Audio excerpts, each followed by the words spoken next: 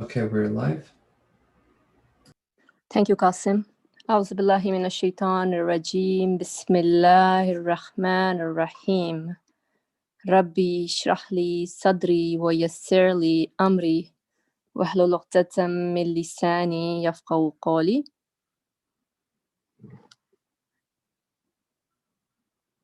حسبنا الله ونعم الوكيل حسبنا الله ونعم الوكيل حسبنا الله ونعم الوكيل. In God we place our trust. وصلى اللهم على محمد وعلى آله وصحبه أجمعين والحمد لله رب العالمين. Ameen. Assalamu alaikum, everyone. Welcome. Inshallah, everyone is in a good state of being and looking forward to getting into a great state of being.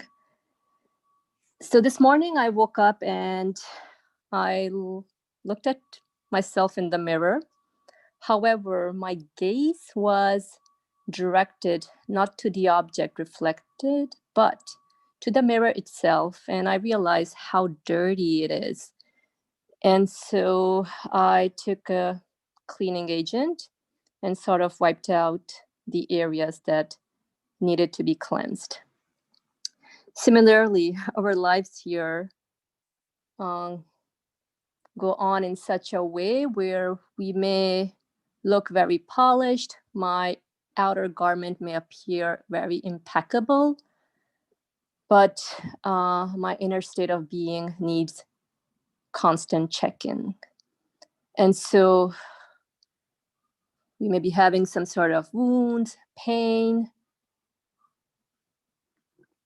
within ourselves that sort of need to be cleansed, like a spiritual cleansing.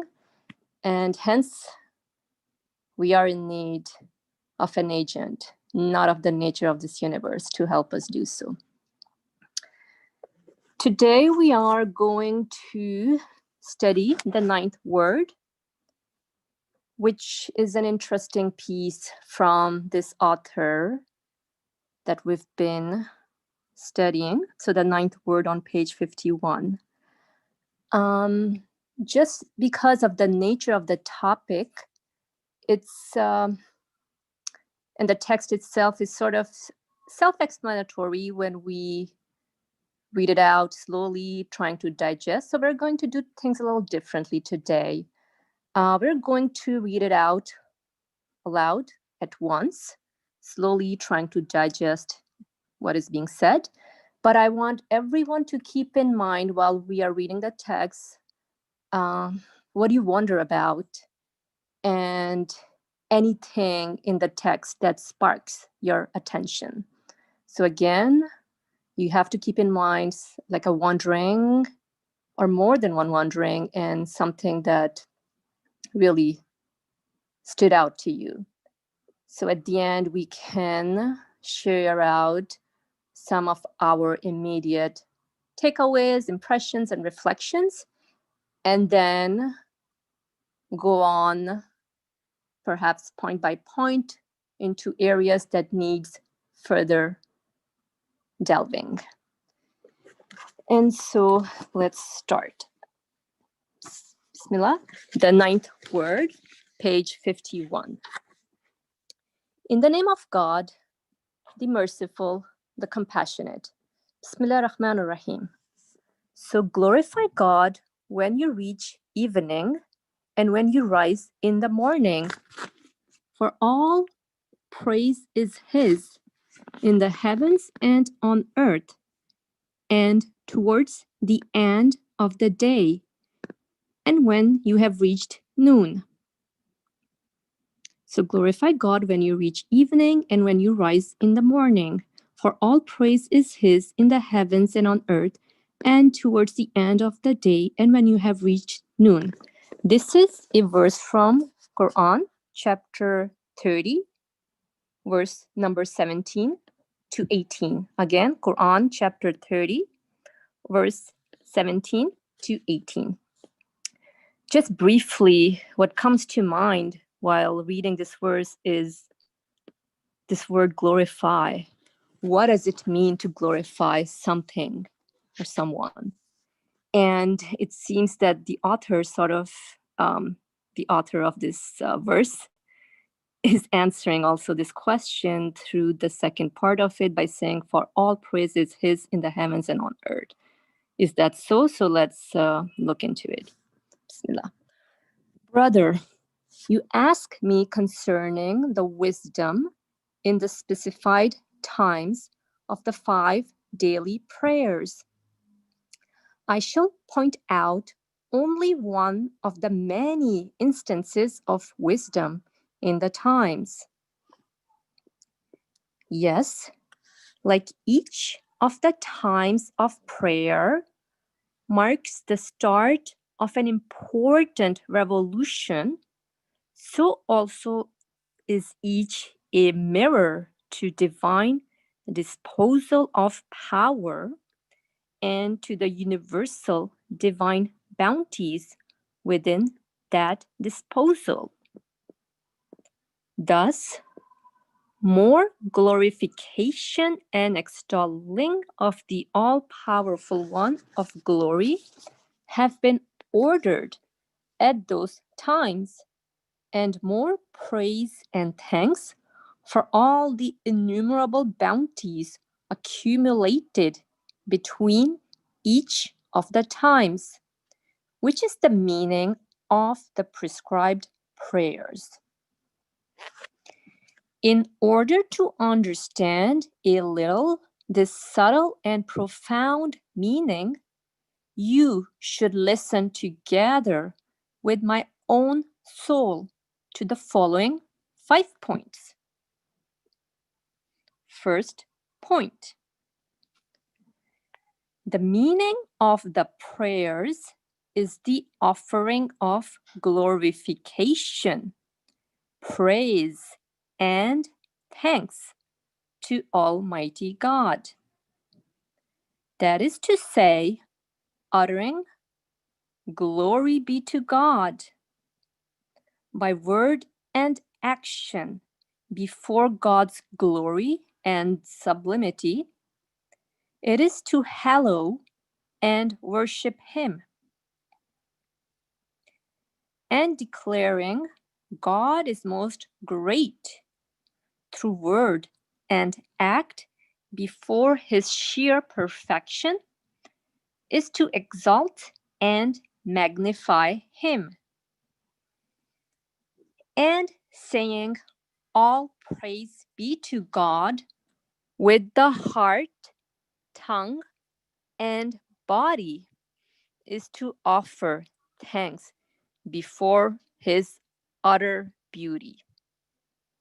And sing all praise be to God with the heart, tongue, and body is to offer thanks before his utter beauty. That is to say, glorification, exaltation, and praise are like the seeds of the prayers. That is why these 3 things are present in every part of the prayers, in all the actions and words. It is also why these blessed words are each repeated 33 times after the prayers, in order to strengthen and reiterate the prayer's meaning. The meaning of the prayers is confirmed through these concise summaries. Second point. The meaning of worship is this: that the servant sees his own faults, impotence, and poverty, and in the divine court prostrates in love and wonderment before dominical perfection, divine mercy, and the power of the eternally besought one. That is to say, just as the sovereignty of dominicality demands worship and obedience, so also does the holiness of dominicality require that the servant sees his faults through seeking forgiveness and through his glorifications and declaring, "Glory be to God," proclaims that his sustainer is pure and free of all defects. Proclaims that his sustainer is pure and free of all defects, and exalted above and far from the false ideas of the people of misguidance, and hallowed and exempt from all the faults in the universe. The holiness of dominicality required that the servant sees his faults through seeking forgiveness, and through his glorifications and declaring glory be to God, proclaims that his sustainer is pure and free of all defects, and exalted above and far from the false ideas of the people of misguidance, and hallowed and exempt from all the faults in the universe. Also, the perfect power of dominicality requires that through understanding his own weakness and the impotence of other creatures, the servant proclaims God is most great in admiration and wonder before the majesty of the works of the eternally besought one's power, and, bowing in deep humility, seeks refuge in him and places his trust in him. Also, the infinite treasury of dominicality's mercy requires that the servant makes known his own need and the needs and poverty of all creatures through the tongue of entreaty and supplication, and proclaims his sustainer's bounties and gifts through thanks and laudation and uttering, "All praise be to God." That is to say, the words and actions of the prayers comprise these meanings and have been laid down from the side of divinity.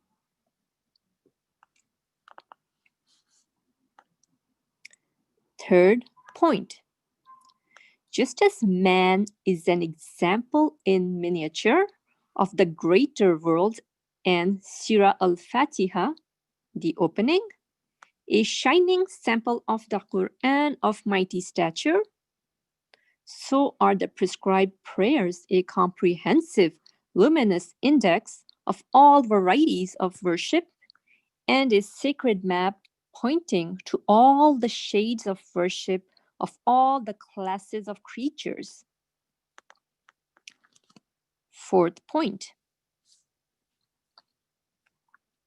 The second hand, minute hand, hour hand, and day hand of a clock, which tells the weeks look to one another, are examples of one another and follow one another.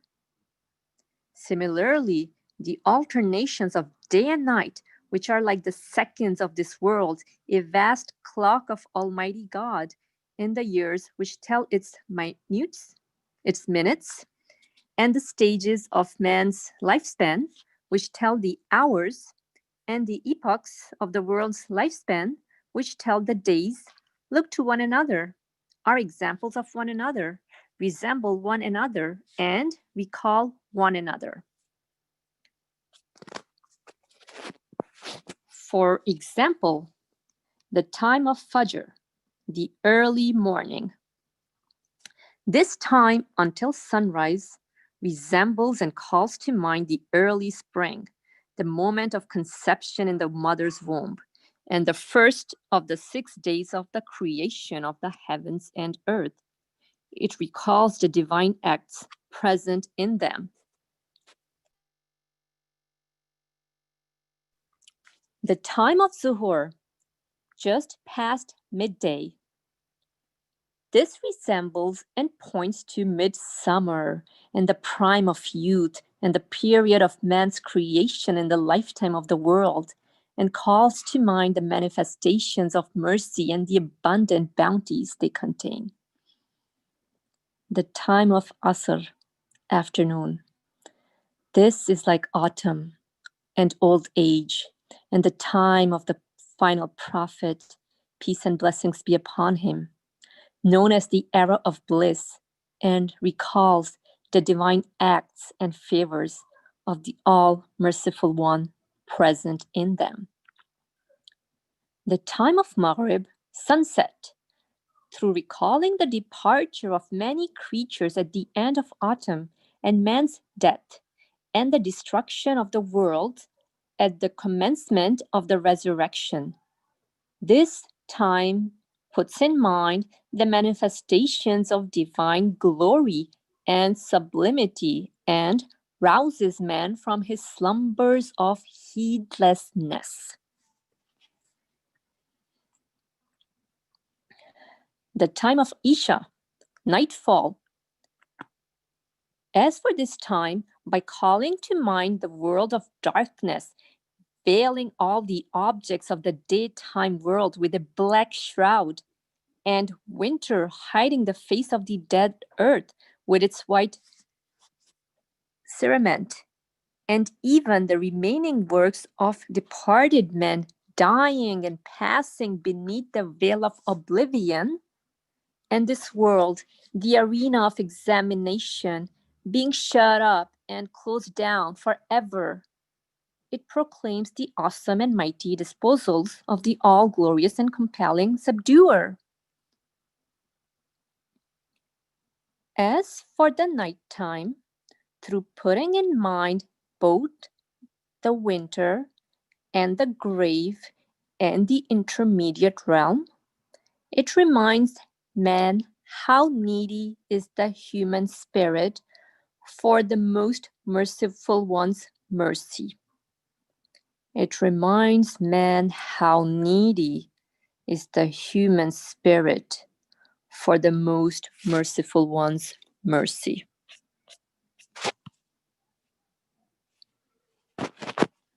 And that the Tahajjud prayer informs him what a necessary light it is for the night of the grave and darkness of the intermediate realm. It warns him of this, and through recalling the infinite bounties of the true bestower, proclaims how deserving he is of praise and thanks.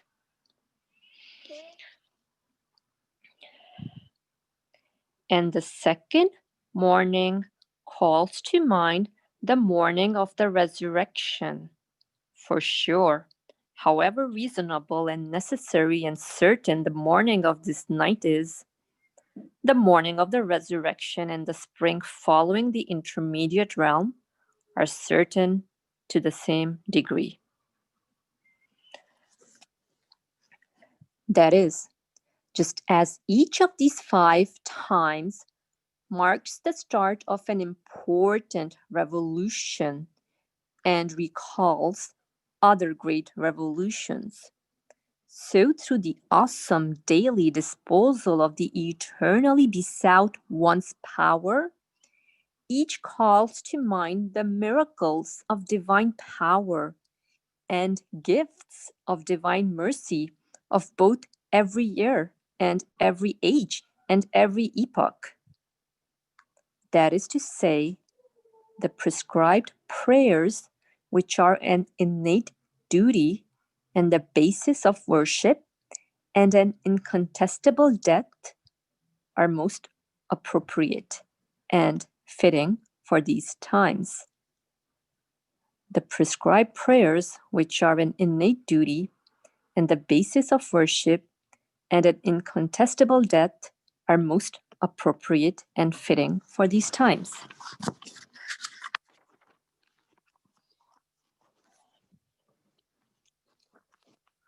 Fifth point.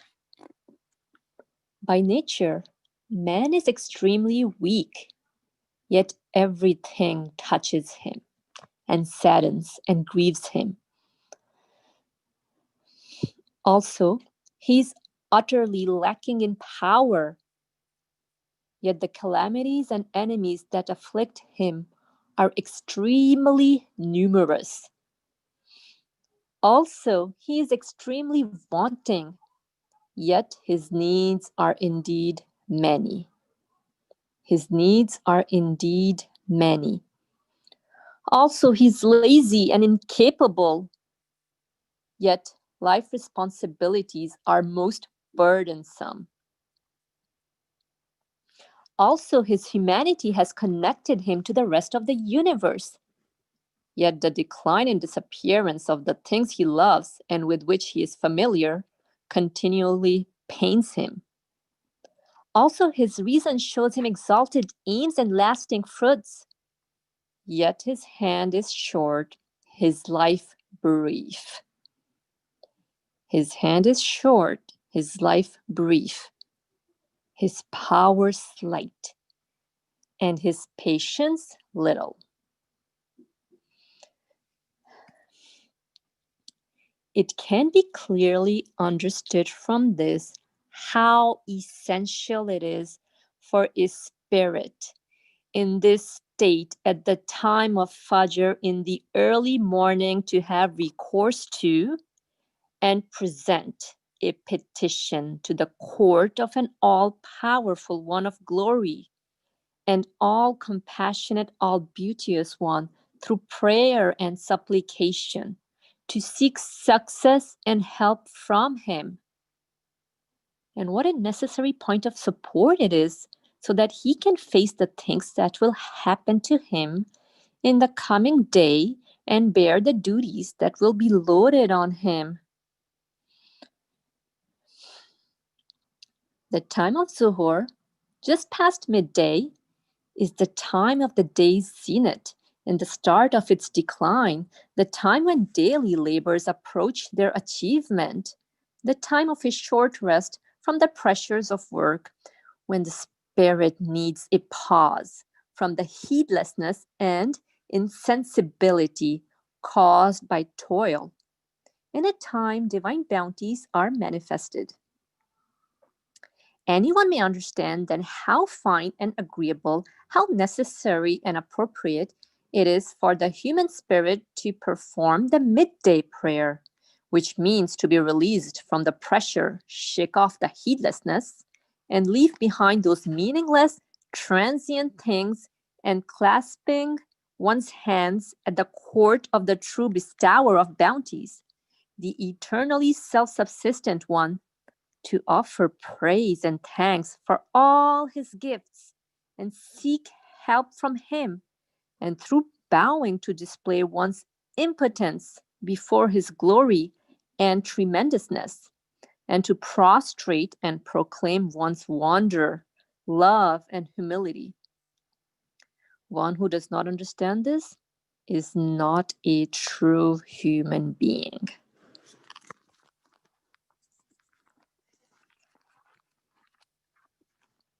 As for the time of Asr, in the afternoon, it calls to mind the melancholy season of autumn and the mournful state of old age and the somber period at the end of time. It is also when the matters of the day reach their conclusion and the time the divine bounties which have been received that day, like health, well-being, and beneficial duties, have accumulated to form a great total.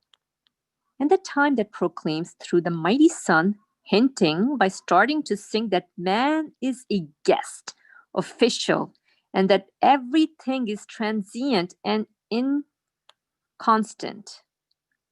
Man is a guest official and that everything is transient and inconstant. Now, the human spirit desires eternity and was created for it.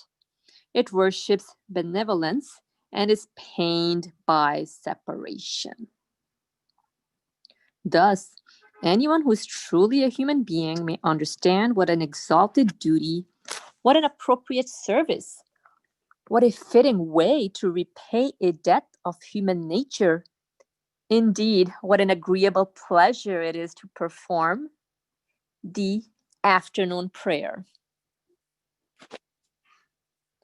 For by offering supplications at the eternal court of the everlasting pre-eternal one, the eternally self-subsistent one, it has the meaning of taking refuge in the grace of unending, infinite mercy, and by offering thanks and praise in the face of innumerable bounties, of humbly bowing before the mightiness of his dominicality, and by prostrating in utter humility before the everlastingness of his Godhead, of finding true consolation of heart and ease of spirit, and being girded ready for worship in the presence of his grandeur.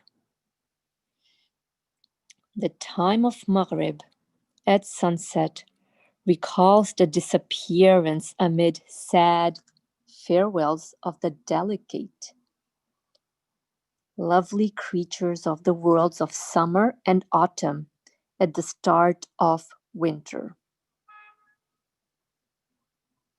The time of Maghrib at sunset recalls the disappearance amid sad farewells of the delicate, lovely creatures of the worlds of summer and autumn at the start of winter. It calls to mind the time when through his death, man will leave all those he loves in sorrowful departure and enter the grave. It brings to mind when, at the death of this world, amid the convulsions of its death agonies, all its inhabitants will migrate to other worlds, and the lamp of this place of examination will be extinguished. It is a time which gives stern warning to those who worship transient, ephemeral beloveds. Thus, at such a time, for the Maghrib prayer, man's spirit, which by its nature is a mirror desirous for an eternal beauty, turns its face towards the throne of mightiness of the eternal undying one, the enduring everlasting one, who performs these mighty works and turns and transforms these huge worlds, and declaring, God is most graced over these transient beings, withdraws from them.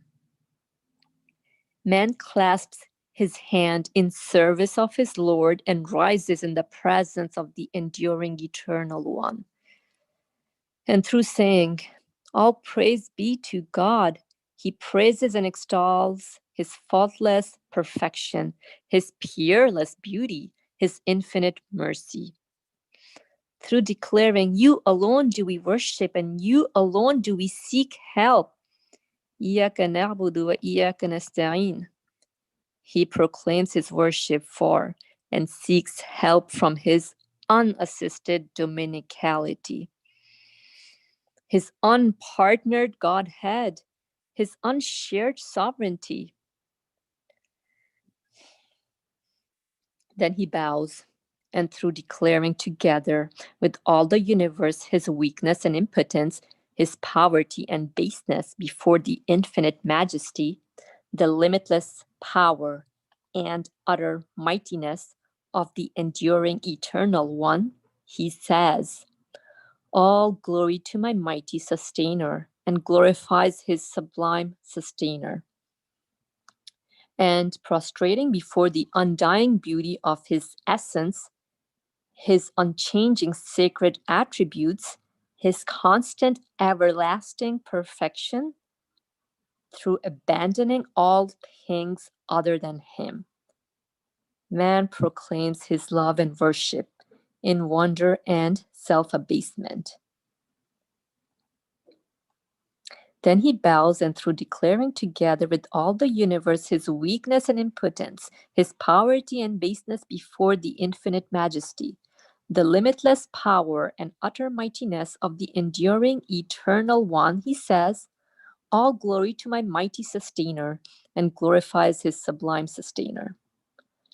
And prostrating before the undying beauty of his essence, his unchanging sacred attributes, his constant everlasting perfection, through abandoning all things other than him,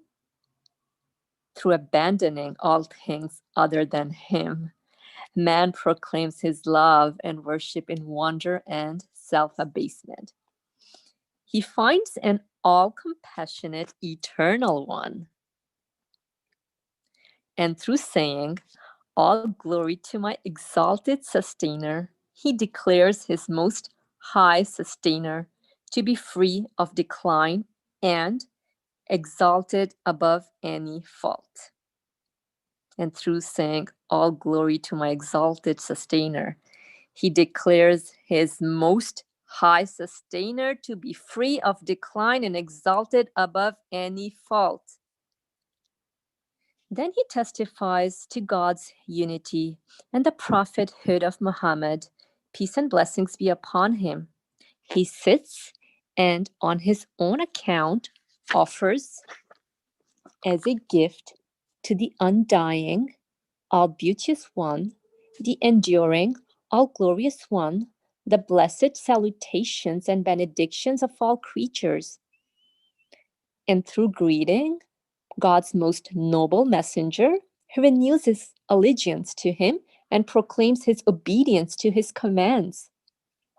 In order to renew and illuminate his faith, he observes the wise order in this palace of the universe and testifies to the unity of the all-glorious Maker. And he testifies to the messengership of Muhammad the Arabian, peace and blessings be upon him, who is the herald of the sovereignty of God's dominicality, who is the proclaimer of those things pleasing to him, and who is the interpreter of the signs and verses of the book of the universe. To perform the Maghrib prayer is this. So how can someone be considered a human being who does not understand what a fine and pure duty is the prayer at sunset? What an exalted and pleasurable act of service. What an agreeable and pleasing act of worship. What a serious matter, and what an unending conversation and permanent happiness it is in this transient guest house.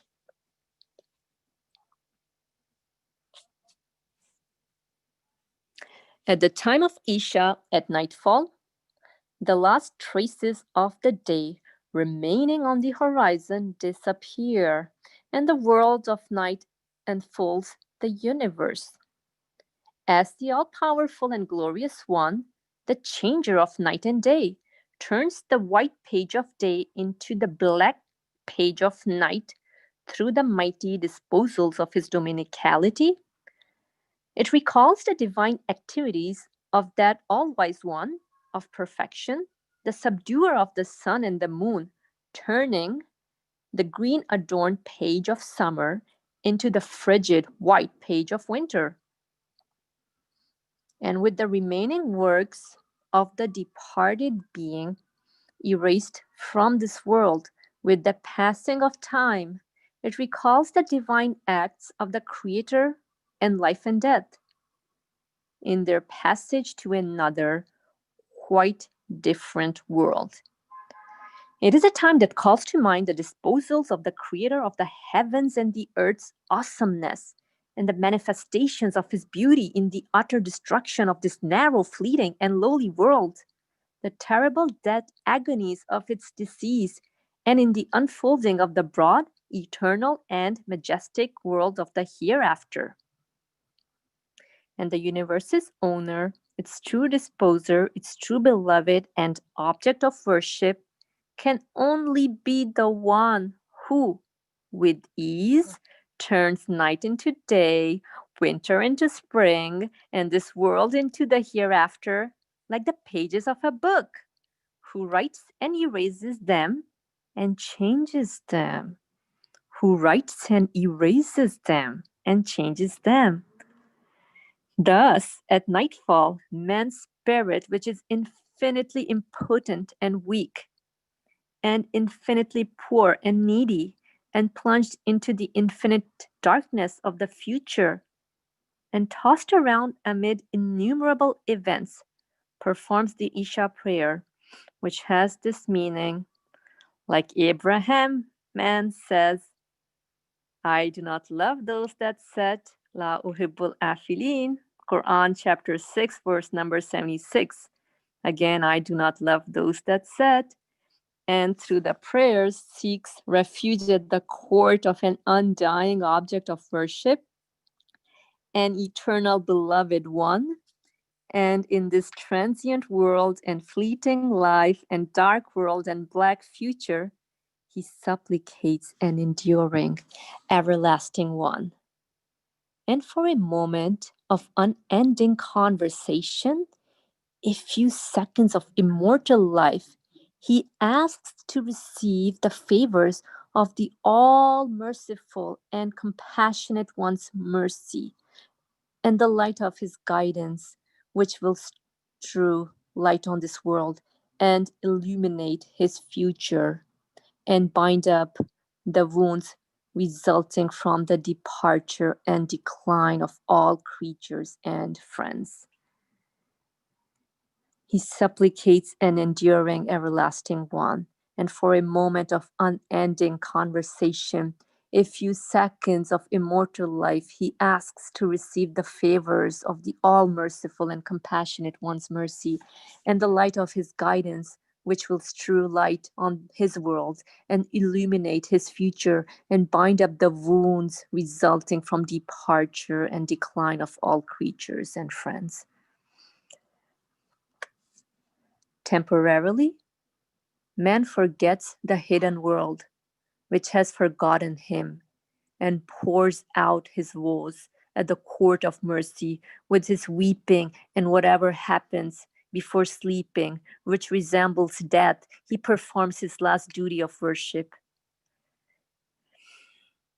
And in order to close favorably the daily record of his actions, he rises to pray. That is to say, he rises to enter the presence of an eternal beloved and worshipped one in place of all the mortal ones he loves, of an all powerful and generous one in place of all the impotent creatures from which he begs, of an all compassionate protector so as to be saved from the evil of the harmful beings before which he trembles. He starts with the Surah Al Fatiha, the opening, that is, instead of praising and being obliged to defective, wanting creatures for which they are not suited, he extols and offers praise to the sustainer of all the worlds, who is absolutely perfect and utterly self-sufficient, and most compassionate and all generous. Then he progresses to the address, you alone do we worship. That is, despite his smallness, insignificance, and aloneness, through man's connection with the owner of the day of judgment, who is the sovereign of pre-eternity and post-eternity, he attains to a rank whereat he is an indulged guest in the universe and an important official. Through declaring, you alone do we worship, and from you alone do we seek help, he presents to him in the name of all creatures the worship and calls for assistance of the mighty congregation and huge community of the universe. Then through saying, guide us to the straight path, he asks to be guided to the straight path, which leads to eternal happiness and is the luminous way. And now he thinks of the mightiness of the all-glorious one, of whom, like the sleeping plants and animals, the hidden suns and sober stars are all soldiers subjugated to his command, and lamps and servants in this guest house of the world, and uttering, God is most great, he bows down. Then he thinks of the great prostration of all creatures, that is, when at the command of be, And it is. All the varieties of creatures each year and each century, even the earth and the universe, each like a well-ordered army or an obedient soldier, is discharged from its duty. That is, when each is sent to the world of the unseen, when each is sent to the world of the unseen through the prostration of its disease and death, with complete orderliness, it declares God is most great and bows down in prostration. Like they are raised to life, some in part and some the same, in the spring at an awakening and life-giving trumpet blast from the command of be and it is. Kun fayakun. And they rise up and are girded, ready to serve their Lord. Insignificant men, too, following them, declares, God is most great. Allahu Akbar. In the presence of the all-merciful one of perfection, the all-compassionate one of beauty, in wonder-struck love and eternity-tinged humility, and dignified self-effacement, and bows down in prostration. That is to say, he makes a sort of ascension. He makes a sort of ascension. For sure, you will have understood now how agreeable and fine and pleasant and elevated, how high and pleasurable, how reasonable and appropriate a duty, service, and act of worship, and what a serious matter it is to perform the Isha prayer.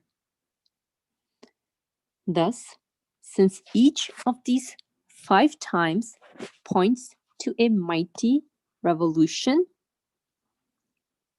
is a sign indicating the tremendous dominical activity and a token of the universal divine bounties. It is perfect wisdom that being a debt and an obligation, the prescribed prayers should be specified at those times. Glory be unto you. We have no knowledge save that which you've taught us. Indeed, you are all knowing, all wise. Quran chapter 2, verse number 32. O God, grant blessings and peace to the one whom you sent as a teacher to your servants to instruct them in knowledge of you and worship of you, and to make known the treasures of your names, and to translate the signs of the book of the universe, and as a mirror to its worship of the beauty of your dominicality, and as a mirror to its worship of the beauty of your dominicality, and to all his family and companions, and have mercy on us and on all believing men and women. Amen. Through your mercy, O most merciful of the merciful. Amen. And this concludes the 9th word.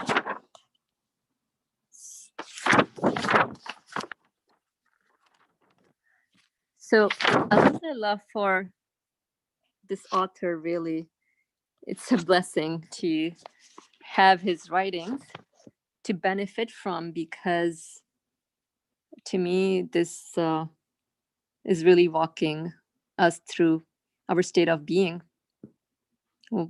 What am I? What is my position here? And what do I ought to do with my existence? And I'll just pause and um, check in to see if anyone wants to share in those 2 wonderment questions that we told everyone to keep in mind while the text is being read. So anything that you wonder about, anything that struck your attention here, and anything really that spoke to you, please, the floor is yours. Feel free to raise your hand and we can listen to you. Farah, go ahead, please. Assalamu alaikum. It was the first time I've heard of the 5 prayers being described as a revolution, the start, and have it compared to the seasons. It's only recently that I've learned of the 5 pillars of Islam as ways of detachment. And so there were parts in this that spoke to how we are taking away ourselves from the day-to-day. We are shrugging off the transience of this life midday. And it was just beautiful to see all the ways that we can speak with our Creator, praise our Creator, and reflect on our own behavior. That's all. Thank you for sharing this beautiful reflection. Indeed, anything that's going on within the human being, it's seeing all around us. But how many times do I take a pause and really reflect on how the sun is rising or how it's setting? What does it mean for me? Is it even catching my gaze in terms of what my reality in this universe is? Farah, I see your hand is up again. I'm not sure if it's from before, but if you want to say something more, please go ahead. Okay. Anyone else wants to express themselves out in terms of what was striking to them or anything that they are wondering about or any noticing? Feel free to raise your hand.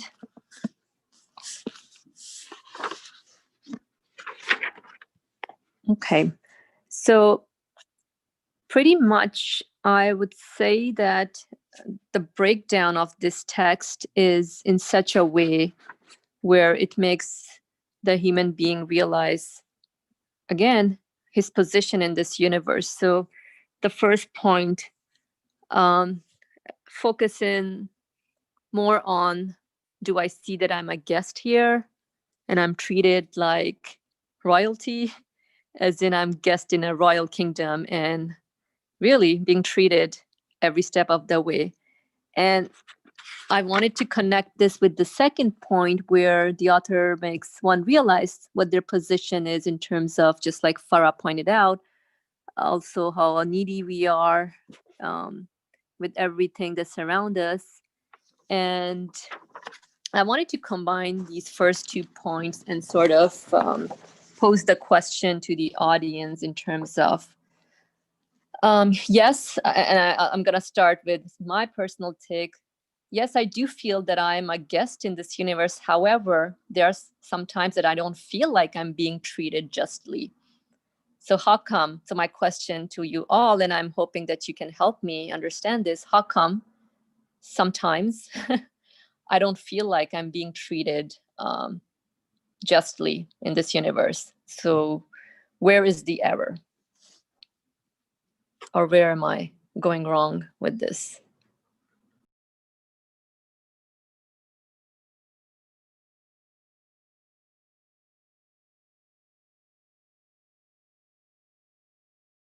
Go ahead, Farah.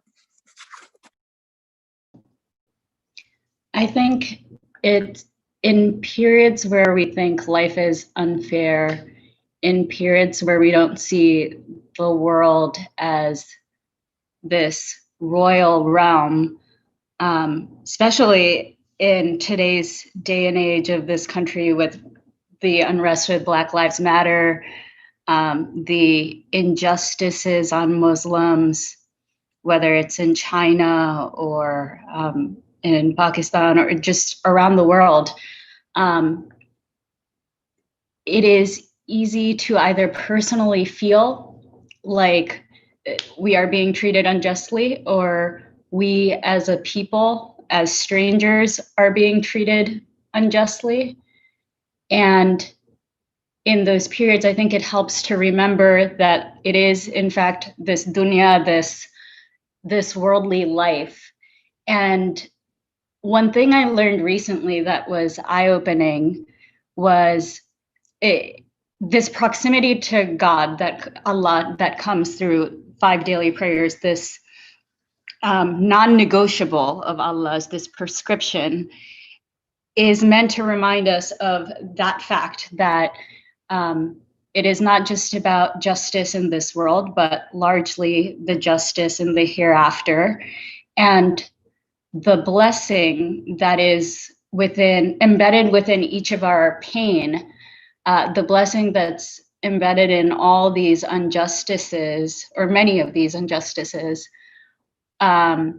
is that in those moments we are, sabr, like we are building endurance for a harder tomorrow, but we are also building a beautiful closeness to Allah if we choose to accept that, in each of those moments. It was eye-opening because I've always thought with hardship comes ease, and as if it gets hard and then Allah makes it better. But more recently, I've been learning that when something is hard, it is better because it has brought me closer to Allah. That was a great comment, Farah. Thank you for sharing. Indeed, I think that's the whole human journey here in terms of learning and development and growth, realizing what is my reality here in terms of this universe is not it. And just like with the passing of time, sunset makes us realize that, we're all declining every moment. We are decaying, getting old. And the reminders are all around us, but how much time do I take out in terms of reconciling my human needs with the needs that I get easily aroused by? So that was a good comment and reminder. Thank you. And I see Asifa, you have your hand up. Go ahead, please. Assalamu alaikum. Thank you, Fariha.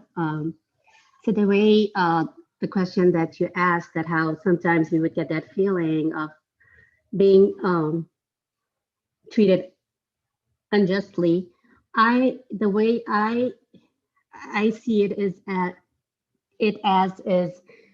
that if we didn't get that feeling of injustice, we would not appreciate justice. So like if we were always being treated the right way, justly, perhaps, we will take it for granted, and we would just think that even in the near future, everything with life would just go on like this.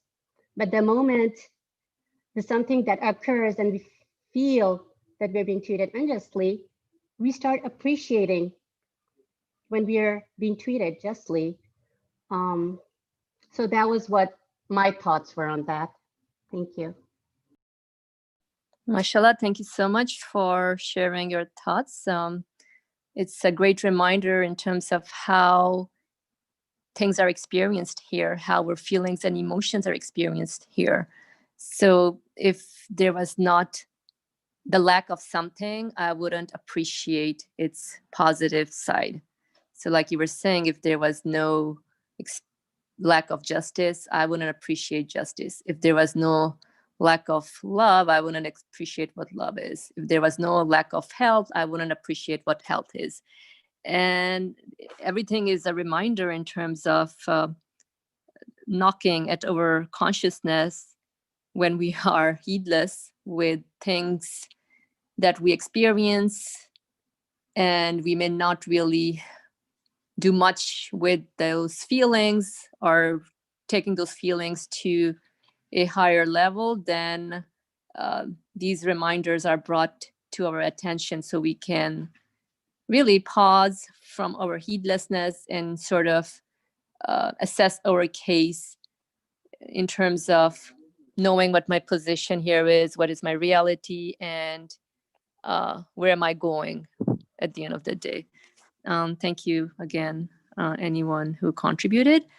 We are at time, but just checking in if there's anyone who wants to make any final comments or has anything to say, feel free to do so.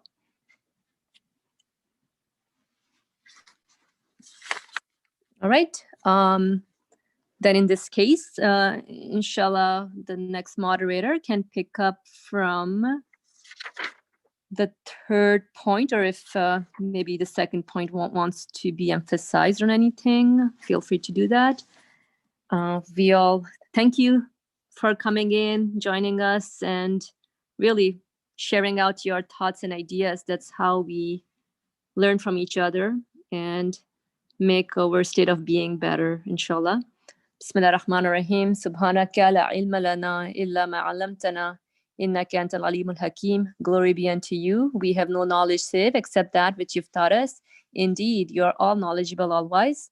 Wa akhiru da'wahum alhamdulillahi rabbil alamin.